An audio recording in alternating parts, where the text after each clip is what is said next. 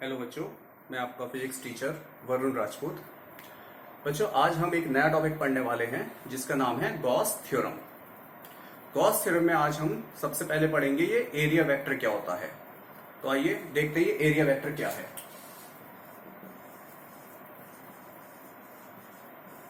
बच्चों, area vector actual में एक नॉर्मल वेक्टर ही होता है जिसके अंदर मैग्नीट्यूड एंड डायरेक्शन दोनों होती हैं। जैसे सपोज करो मैंने एक सरफेस बनाया यहां पर। ये सरफेस एक रेक्टेंगुलर शेप का है जिसका एरिया बच्चों ए है। ओके, लाइक जैसे व्हाइट बोर्ड है, व्हाइट बोर्ड भी तो एक आपका स्फेयर जो सरफेस है ये रेक्टेंगुलर शेप का है जिसमें लेंथ इनटू ब्रेथ दोनों है। तो इस रेक्टेंगुलर शेप के सरफेस एरिया के ऊपर मैंने एक small element d A let कर लिया। ये डी ए जो आप देख रहे हो एक स्मॉल एरिया कहलाएगा और ये स्मॉल एरिया बच्चे डेरिवेटिव पार्ट कहलाता है जिसे डिफरेंशियल पार्ट भी कहते हैं हम। अब इस स्मॉल एरिया के सरफेस पर एक नॉर्मल मैंने डाल दिया। ओके, ये जो नॉर्मल आप देख रहे हो हमेशा यूनिट वेक्टर के द्वारा शो किया जाता है। अब इस छोटे से एरिया पर जो नॉर्मल डाला गया है ये नॉर्मल ही एरिया वेक्टर की डायरेक्शन को शो करेगा। तो इसका मतलब जो नॉर्मल एन कैप होता है वो ही बच्चे वेक्टर की डायरेक्शन को शो करता है, ऐसा हमने 11वीं क्लास में पढ़ा था। तो ये जो आपके पास डी ए आ चुका है, डी ए वेक्टर, इसे ही एरिया वेक्टर कहते हैं जिसके अंदर मैग्नीट्यूड इनटू डायरेक्शन दोनों होती हैं। क्योंकि ये जो एरिया वेक्टर है कि स्मॉल एरिया वेक्टर है तो इसका मैग्नीट्यूड भी बच्चे स्मॉल ही होगा। तो ये है इसका मैग्नीट्यूड डी ए और इस पर डाला गया जो नॉर्मल है परपेंडिकुलर जिसे एन कैप से इंडिकेट करा गया यूनिट वेक्टर के द्वारा, ये डायरेक्शन को शो करता है।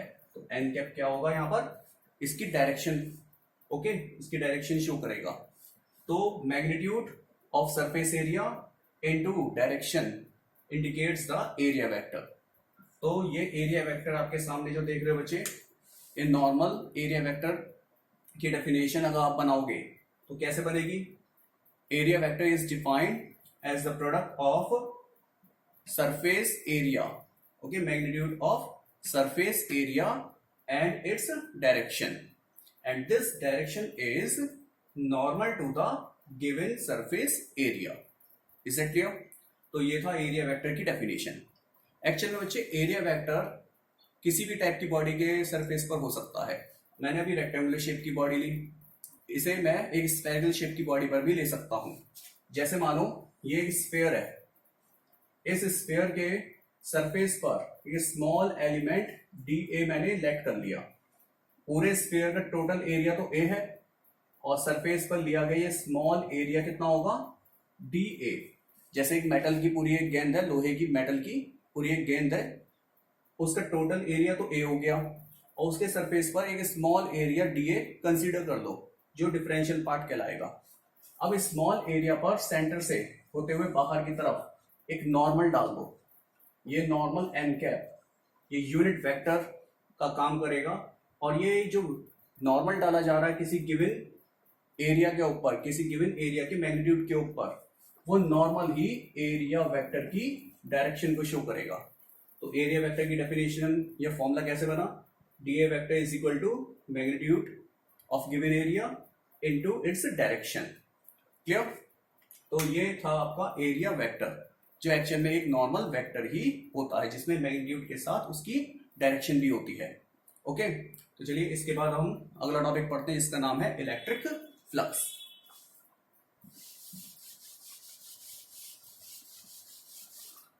देखो बच्चों, ये इलेक्ट्रिक फ्लक्स क्या होता है। लिसन, याद रखना किसी भी गिवन एरिया, ये आपके सामने मैंने एक रेक्टेंगुलर शेप का एक सरफेस बनाया हुआ है जिसका एरिया ए है। किसी भी गिवन एरिया के अंदर से गुजर के जाने वाली नंबर ऑफ इलेक्ट्रिक लाइंस को ही इलेक्ट्रिक फ्लक्स कहते हैं।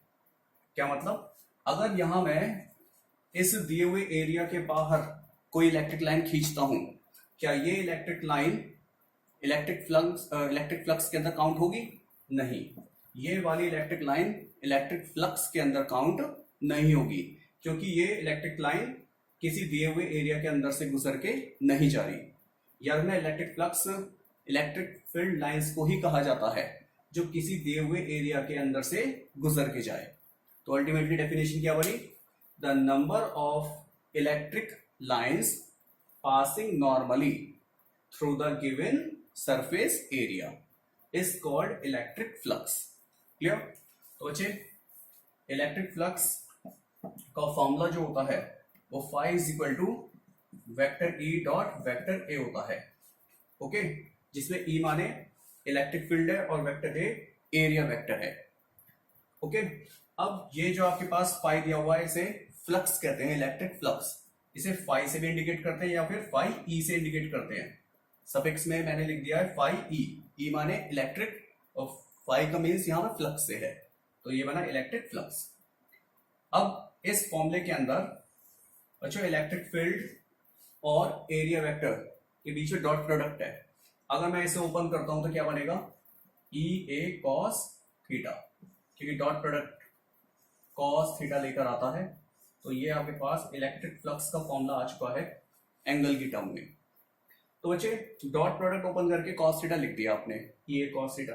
अब ये जो थीटा है ये इलेक्ट्रिक फील्ड और एरिया के बीच का एंगल होता है। देखिए कैसे, ये तो इलेक्ट्रिक फील्ड लाइन हो गई, ये इलेक्ट्रिक फील्ड लाइन जो आप देख रहे हो इस गिवन एरिया के अंदर से गुजर के जा रही है। अब आपने करना क्या है बच्चों, इस दिए हुए एरिया के ऊपर बाहर की तरफ क्या डाल देना? नॉर्मल डाल देना। ये नॉर्मल इस गिवन एरिया के सरफेस पर परपेंडिकुलर होना चाहिए। तो ये यहां इस पॉइंट पर मैं नॉर्मल लाइक दिस ऐसे डाल रहा हूं जो एरिया वेक्टर को शो करेगा। अब इस नॉर्मल को मैं फाड़ के बाहर को ऐसे करके दिखा तो सकता नहीं हूं, बनाऊंगा तो बोर्ड पे।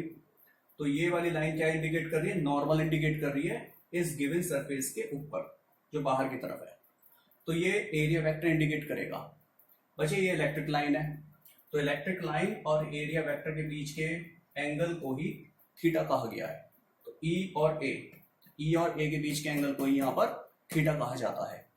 तो ये आपको पता चल गया होगा फ्लक्स का formula E A cos theta आया कैसे।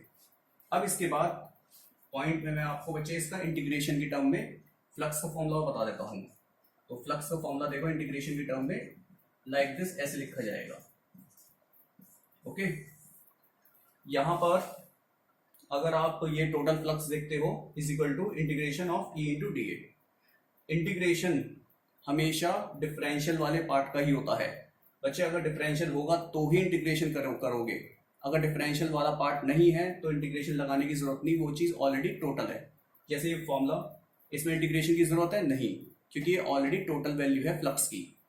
यहां पर डिफरेंशियल दिया हुआ था डीए का, तो स्मॉल एरिया था इसका मतलब, जिसे टोटल बनाना है, इसीलिए इंटीग्रेशन करा गया। तो ये आपके पास फॉर्मूला आ चुका है टोटल फ्लक्स का इंटीग्रेशन की टर्म में। इसमें भी ऐसे ही सेम डॉट प्रोडक्ट ओपन करना, तो E D A cos theta आएगा। इन फॉर्मूलों का इस्तेमाल आगे डेरिवेशन में करेंगे हम। तो ये था आपका इलेक्ट्रिक फ्लक्स। अब इलेक्ट्रिक फ्लक्स के कुछ पॉइंट्स और देख लेते हैं। इलेक्ट्रिक फ्लक्स की बच्चे यूनिट फॉर्मूला से बना देना, न्यूटन पर कूलम मीटर स्क्वायर। तो it's S I unit is Newton पर कूलम मीटर स्क्वायर। दूसरी बात, फ्लक्स याद रखना एक स्केलर क्वांटिटी होती है, it is scalar quantity. Okay, ये एक स्केलर क्वांटिटी होती है। तो ये था आपका इलेक्ट्रिक फ्लक्स का टॉपिक। अब इसके आगे का टॉपिक स्टार्ट करते हैं हम।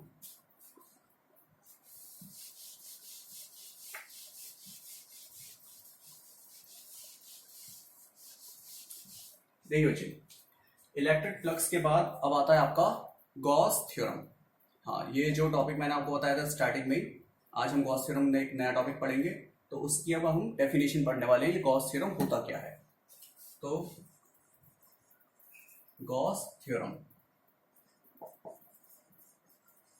याद रखना बेटा, गॉस थ्योरम भी एक इलेक्ट्रिक फ्लक्स के द्वारा इंडिकेट करी गई है। गॉस थ्योरम में हम एक इलेक्ट्रिक फ्लक्स ही कैलकुलेट करेंगे किसी क्लोज्ड बॉडी का। कैसे? देखिए, सपोज करो आपके पास एक क्लोज्ड बॉडी गिवन है, ये स्फेरिकल शेप की क्लोज्ड बॉडी गिवन है। गॉस थ्योरम के अंदर क्लोज्ड बॉडी होना बहुत जरूरी है। अब इस क्लोज्ड बॉडी के अंदर एक चार्ज आपको गिवन है क्यू नेट, इसका मतलब टोटल चार्ज। क्यू नेट का मीनिंग यहाँ पे टोटल चार्ज से है। क्यों?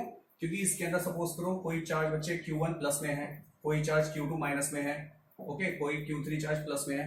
सब चार्जेस का आप है ना एल्जेब्रिक सम ले लो, तो वो क्या बन जाएगा? वो बन जाएगा नेट चार्ज। और वो नेट चार्ज इस स्फीयर के अंदर होना चाहिए, बाहर नहीं, क्योंकि गॉस थ्योरम ने कहा था that net charge should be enclosed in a closed surface. Okay, तो इस स्फेरिकल शेप की बॉडी की वजह से जो फ्लक्स होगा, इस स्फेरिकल शेप की बॉडी आपके बच्चे मेटेलिक बॉडी है, हम मेटेलिक बॉडी के बारे में यहाँ पे स्टडी कर रहे हैं। ये मेटेलिक बॉडी एक लोहे की गेंद मान लो, अब इसके अंदर net charge Q net enclosed है, तो इस पूरी की पूरी स्फेरिकल शेप की बॉडी की वजह से जो फ्लक्स होगा वो टोटल फ्लक्स फाई 1/ε0 टाइम्स होगा of the net charge Q का।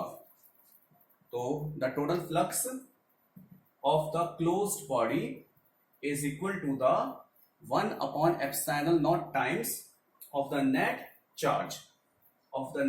Charge enclosed in a closed body.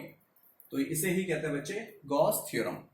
अब ये जो फॉर्मूला आप देख रहे हो, इसे हम Q/ε0 करके भी लिख सकते हैं, जिसमें ये Q का मतलब ही Q नेट है। ओके, ये नेट चार्ज Q से इंडिकेट करा हुआ है।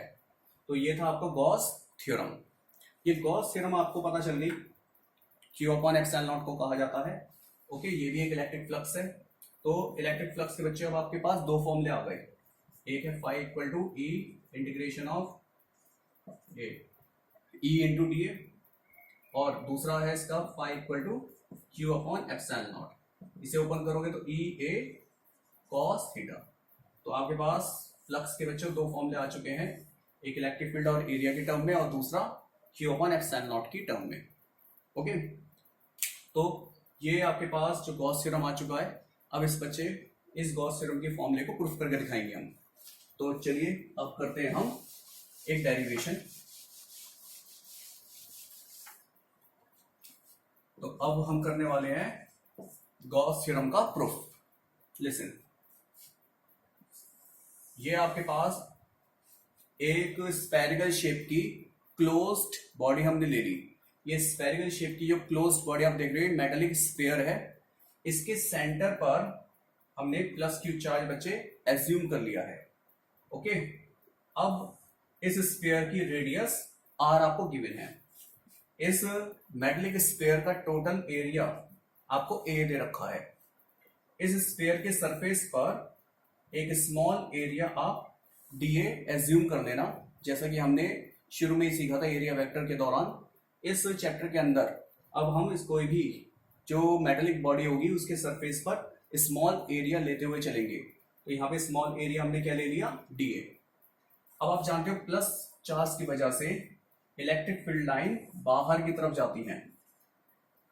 ओके, और इस स्मॉल एरिया dA पर जो एक पॉइंट P पॉइंट यहां मैं लेट कर रहा हूं, तो स्मॉल एरिया के इस P पॉइंट पर बच्चे अगर नॉर्मल डालोगे वो भी तो बाहर की तरफ जाएगी, और जो डायरेक्शन नॉर्मल की होती है वही डायरेक्शन एरिया वेक्टर की होती है।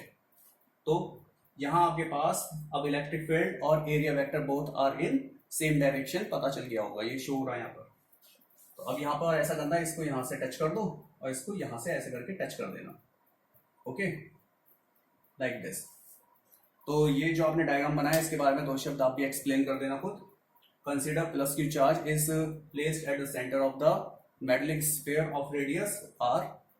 Let dA small area on the surface of the sphere and vector E and vector dA both are in same direction, so angle theta is equal to 0.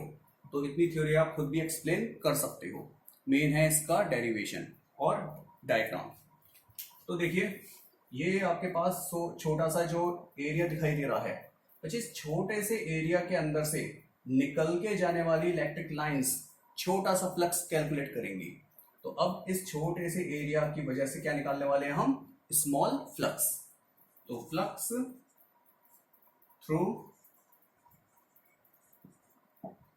Through small area. तो बच्चे flux भी तो छोटा सा ही होगा, क्योंकि area अगर छोटा सा है तो E डॉट ए, ओके, और एरिया भी यहाँ पे छोटा सा डी है। अब डॉट प्रोडक्ट ओपन करो तो E D A cos theta, theta यहाँ पे कितना है 0, क्योंकि हमने शुरू में ही बोल दिया था E vector E and vector D A both are in same direction. तो बच्चे इसका मतलब E और डी के बीच में एंगल कितना है यहाँ पर 0। ओपन करो इसे तो डी फाई इक्वल कितना आ गया E इंटू डी ए। तो ये जो आपके पास फ्लक्स दिखाई दे रहा है वो तो स्मॉल है। अब हमें चाहिए पूरे स्फीयर का टोटल फ्लक्स। तो क्या करेंगे, दोनों तरफ इंटीग्रेशन। तो इंटीग्रेशन को यहाँ पे हम टोटल कह देते हैं, तो टोटल फ्लक्स। तो इंटीग्रेशन करो दोनों तरफ। अच्छा, डी फाई का इंटीग्रेशन करोगे तो क्या बन जाएगा, वो फाई बन जाएगा। और इंटीग्रेशन हमेशा किसका होता है, डिफरेंशियल का। तो इंटीग्रेशन डिफरेंशियल वाले पे लगा देना। आप जानते हैं डी ए स्मॉल एरिया है स्फीयर का। इंटीग्रेशन ऑफ डी ए क्या होगा, total area of the sphere. सब बच्चे जानते हैं एरिया का ये फॉर्मूला कितना होता है, 4 पाई आर स्क्वायर। तो 4 पाई आर स्क्वायर ये इंटीग्रेशन ऑफ डी ए की वैल्यू होगी। अब याद हो आपको electric field E of the sphere की value 1/4 pi epsilon naught Q upon R square होती है। तो अब हम E की वैल्यू पुट करेंगे। तो याद रखना बच्चे, for sphere electric field 1/4 pi epsilon naught Q upon R square होता है। अब इस वैल्यू को यहां पुट कर देना। तो फ्लक्स का फॉर्मूला कितना आया, phi is equal to 1/4 pi epsilon naught Q upon R square, ये तो E की वैल्यू हो गई, into 4 pi R square, okay, into 4 pi R square. R square से आर स्क्वायर गया, 4 पाई से 4 पाई गया। तो आप खुद देख सकते हो यहाँ पे क्या बचा है, Q अपॉन एप्सिलॉन नॉट। यही हमें प्रूफ करके निकालना था। तो इसे कहते हैं गॉस थ्योरम, ओके। तो काफी इजी डेरिवेशन है, इंपॉर्टेंट है, एग्जाम में सबसे ज्यादा पूछा जाता है, अच्छे से प्रिपेयर करना है इसको। अब इसके बाद हम प्रूफ करने वाले हैं Coulomb's law by Gauss theorem, okay.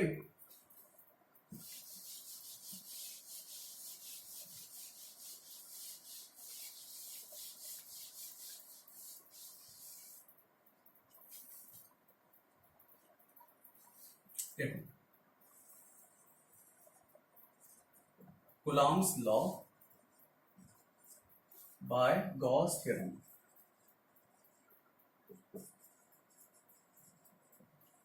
देखो बच्चे, Coulomb's law by Gauss theorem, आप जानते हो कूलॉम्स लॉ होता क्या है, जो इलेक्ट्रिक फोर्स हमने प्रूफ किया था बिल्कुल स्टार्टिंग में, उसे कूलॉम्स लॉ कहते हैं, जो F is equal to 1/4 pi epsilon naught Q1 Q2 upon R square था। अब हमें वो गॉस थ्योरम के द्वारा प्रूफ करके दिखाना होगा। तो इसके अंदर भी हम एक स्फीयर को लेट कर लेते हैं। डायग्राम बिल्कुल सेम वही है जो आपने अभी गॉस थ्योरम में सीखा था। तो ये स्फीयर जो आप देख रहे हो मेटेलिक स्फीयर है, जिसके सेंटर पर प्लस क्यू चार्ज एज्यूम कर लिया हमने। इसकी रेडियस r है, टोटल एरिया इस स्फीयर का a है, इसके सरफेस को बच्चे स्मॉल एरिया dA लेट कर लिया। अब प्लस की वजह से इलेक्ट्रिक लाइंस कहां जाएंगी, बाहर की तरफ। सेम ये जो आपका P पॉइंट लिया हुआ हमने सरफेस के ऊपर, जो P पॉइंट है, इस P पॉइंट पर बच्चे एक नॉर्मल डालो। इस स्फीयर के सरफेस के P पॉइंट पर नॉर्मल डालोगे, वो नॉर्मल E की डायरेक्शन में जाएगा। और याद रखना, जो डायरेक्शन नॉर्मल की होती है वही डायरेक्शन एरिया वेक्टर की भी होती है। तो E और DA both are in same direction. तो थीटा इक्वल टू यहाँ पे कितना है, इसमें 0। तो ये जो आपके पास डायग्राम है बिल्कुल सेम वैसा ही है जो गॉस थ्योरम में सीखा था। तो थ्योरी दोबारा लिखने की जरूरत नहीं है, इसे सीधा प्रूफ करते हैं। क्या करना है, पहले छोटे से एरिया का फ्लक्स निकालेंगे, ओके। तो सबसे पहले फ्लक्स थ्रू स्मॉल एरिया। तो फ्लक्स थ्रू स्मॉल एरिया कितना है, D phi equal to vector E into vector D A, open करा, E A cos theta, theta equal to कितना है यहाँ पर 0। तो फ्लक्स कितना आ गया, डी फाई इक्वल टू हमारे पास E A, okay, E into D A. आप जानते हैं तो स्मॉल फ्लक्स है, ये स्मॉल एरिया की वजह से आया है। अब हमें इसमें टोटल फ्लक्स निकालना है, जिसके लिए दोनों तरफ क्या करना पड़ेगा, हमें इंटीग्रेशन। तो बच्चे इंटीग्रेशन करने का मतलब टोटल है, तो टोटल फ्लक्स करो, इसका टोटल फ्लक्स पाई कहलाएगा ई इंटीग्रेशन ऑफ डी ए। अब आपको मैंने बताया था ये जो एरिया है स्मॉल एरिया स्फीयर का है, इंटीग्रेशन ऑफ डी ए का मतलब total area of the sphere कितना होता है 4 पाई आर स्क्वायर। तो आपके पास ये फ्लक्स फाई इक्वल टू आ चुका है। अब यहां पर ई की वैल्यू पुट नहीं करनी, हमें उल्टा फाई की वैल्यू पुट करनी है, क्योंकि क्या लिखा ऊपर, Gauss Coulomb's law by Gauss theorem. तो बच्चे गॉस थ्योरम का तो इस्तेमाल करो यहां पर। तो गॉस थ्योरम क्या होती है, तो बाय गॉस थ्योरम आप जानते हो Gauss theorem phi equal to कितना होता है, क्यू अपॉन एप्सिलॉन नॉट, रख दो यहां पर। तो Q upon epsilon naught equal to E into 4 pi R square. ये आपके पास वैल्यू पुट कर दी हमने फाई की, तो ये फाई की वैल्यू आपके पास यहां आ गई। तो यहां से इलेक्ट्रिक फील्ड ई कैलकुलेट होकर आ गया हमारे पास 1 upon 4 pi epsilon naught Q upon R square.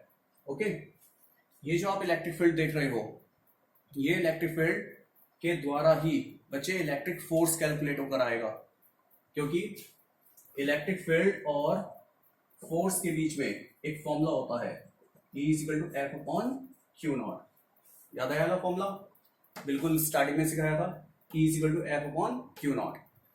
तो F निकालने के लिए पहले हमें E निकालना पड़ा, तो देखो ये E हमने कैलकुलेट कर लिया है, इस E की वैल्यू यहां रख देना, F आ जाएगा। अब इसके अंदर ये क्वेश्चन उठता है, ये क्यू नॉट क्या है।